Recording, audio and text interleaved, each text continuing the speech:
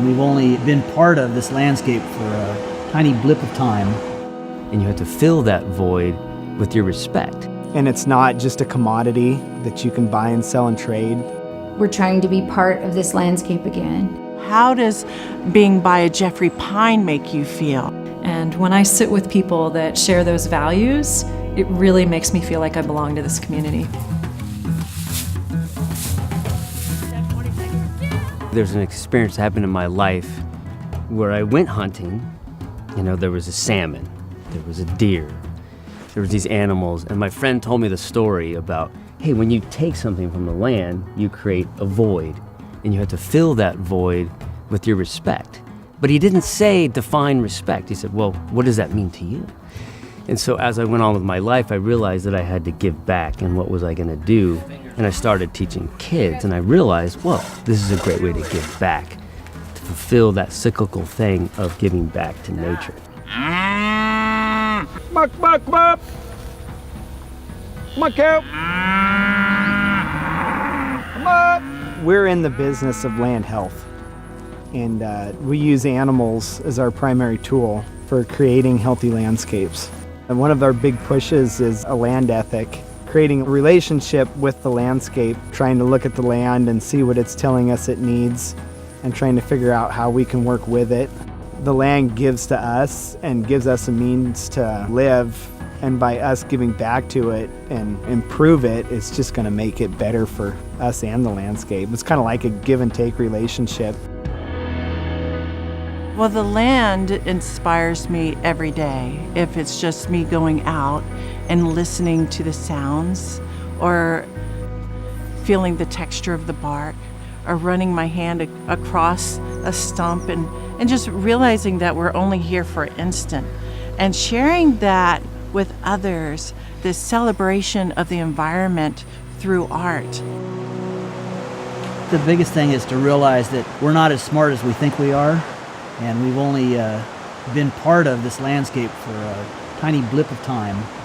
And the earth took care of itself a long time before we got in the way. So if you want to figure out what's the right thing to do, kind of take a look at how it was done before man got involved and screwed it all up. And look at Mother Nature and how she took care of herself and mimic those methods. What we're mandated to do as Indigenous people here, the Nisenan people, we're supposed to tend to the land and tend to our dead. And to belong, it's very difficult because we don't have land to go and do these things anymore. We don't have access to all but one of our burning grounds.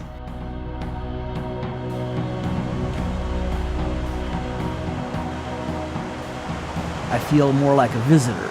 I've been here, almost half a century on this piece of ground. And I guess it is a belonging, because it doesn't belong to me, I belong to it.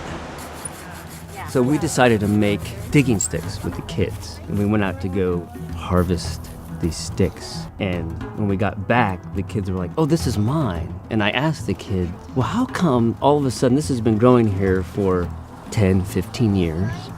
And why all of a sudden, just because you take it, it becomes yours? My version of a land ethic is admitting that the land is a community to which you belong, and it's not just a commodity that you can buy and sell and trade. It's a living, working, multifaceted, crazy thing that we're just trying to be a part of and hopefully improve. I thought I was an environmentalist. Well, I still am an environmentalist. But I was of the mindset that if you cut one tree, you were doing something wrong. Well, I've learned a lot in my 16 years here. And I realize that the best thing that we can do for this place is to remove a bunch of trees, because there's way more trees here now than there were back under the previous management, which was the Native Americans. We are the stewards of this place, and we're supposed to burn the land with fire to take care of it and keep the bugs away and keep our trees healthy and bendable and pliable and new and fresh. Forest is not supposed to have mown grass and trimmed hedges. There's change that occurs, and we tend to not like change. And the most dramatic change that we've affected is fire. And we've said, oh, this is terrible. We can't have scorched trees and black on the bark, when that's part of the natural cycle. we need to totally rethink wood and how we can use it, because it's not something that is an opportunistic thing. It's not something, well, I have this business and I need wood to feed it. What we have is we have the wood and we need something to do with it, because without that, we won't be able to get the restructuring done in a way that allows us to finish these restoration processes, which is to get fire back on the landscape. And there has been times where I think, I am a newcomer here. However, in a way, we're part of this whole landscape here. Because without all this landscape here, like the trees and the rocks and the water, we wouldn't be here either. So when we can feel like, hey, we are a part of that, wherever we do go, in a way, we can become a part of that place, and that place becomes a part of us. I was born here at the Empire Mine cabin my granddad built back around 1905. My mom and dad came over. My mom's was about 1924, and my dad probably came over with the granddad in 1905. That was the early days where people were getting in and out of the country a little easier here. So my third great grandfather, Pamelo, was a shaman, and that is a Western term. So for our holy people, we called them Yom. And so he was a great leader, so he was Yom and Hook. If you want to talk about documented bloodlines or genealogy, from my daughter, she is 8th generation from around the Gold Rush era. So my daughter, Lorena, and that comes to myself. Then my mom, Ginger, her father, Dutch, his mother, Mary, and her mother, Mary, and then her father, Pamelo. And Pamelo was a junior, so he came from a long line of leaders, and his father was also Pamelo.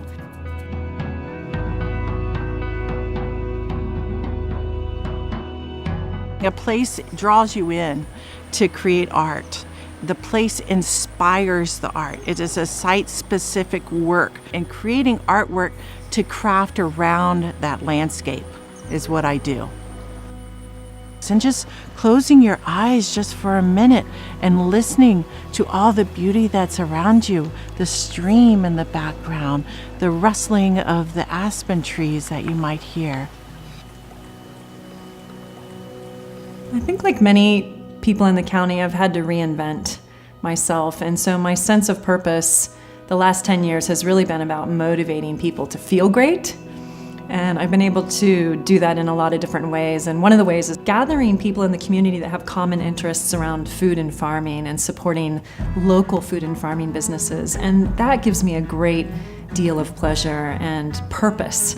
And when I sit with people that share those values, it really makes me feel like I belong to this community. I have great hope for the Nisenan. I hope that we will win our federal restoration case, and I hope that maybe someday we'll have land again of our own where we can go and continue our ceremonies and our culture in the way that we're supposed to carry them on. I feel that I belong in Nevada County because of its community, because of the vibrancy of that community, that it's really a visionary, creative, caring community. What fascinates me most is that there's a belief that we can change the world for better and that we're actually out here trying to do it.